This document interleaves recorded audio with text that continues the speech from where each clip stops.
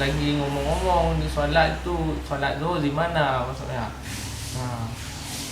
Terus ada ini kereta api di belakang dia klakson, kami nggak tahu. Pertama dia klakson nggak tahu, kedua dia klakson baru tahu. Kami kasih jalan maksudnya biar dia dia lewat. Habis tu dia ajak berantem, kata kawanku, buat apa kita berantem, apa ada masalahnya. Dia pegang tangan. Habis tu pokoknya kami udah panik, ni kemana kita lari je. Dia lepasin kereta terus tu. Dia dari kabur lewat ini, gang rumah ini, lewat belakang tu. Dia jangan lari, kau lari aku tembak, dia bilang. Itu. Terpaksa aku nggak lari lagi, begini aja aku dipukul terus. 1 jam di situ dipukul. Habis dipukul di Bogor. Habis tu di Bogor tarik sini dendang. Walanya hampir pecah ni, header pecah bang. Habis tu baru naik kereta api bawa ke Krungsek. Habis tu di situ dipukul lagi. Krungsek ke mana? Di Krungsek di Kompi bang. Di Kompi Krungsek. Di Kompi apa aja buat? Ya, habis tu dipukul lagi sama orang piket itu. Habis tu dipukul dimasuk ke sel. Di sel dipukul juga lagi. Habis tu dibawa lari, tu bukan dibawa pulang dulu. Dimasuk ke kompleks satu lagi dekat komandan yang mau ditembak. Sama komandan ni?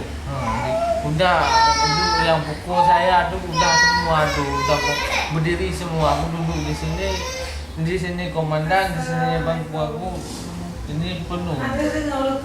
Udah di apa? Tinggal lepasin aja. Pak ini Pak semua ini di Bogor ni dicari pengakut dari sakit. Ini dicari, ini mau dipatahkan kayak gini ya. Posisi sakit ya? Sakit ni. Lain Ini dengan diketuk dengan senjata. Ini ditumbuk. Ini lagi, ini 2 kali. Ini pakai senjata juga ni. Di belakang ni ditendang ni. Mau ditembak di belakang. Jadi sekarang nggak bisa tidur nih? Ini kalau tidur ni susah bang. Ini aja ni ditunggu bang. Tak bisa. Pokoknya nggak sempat aku berdiri bang. Pertama aku bilang dari Kuno. Memang aku bukan polisi bang. Udah aku nampak ikan DP tapi dia nggak menghargai juga kata bilang. Untuk apa kata DP?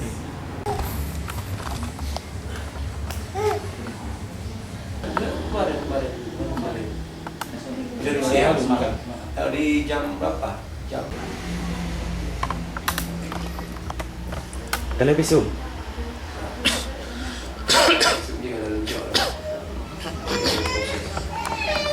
Dia ambil cumi. Kenapa tu?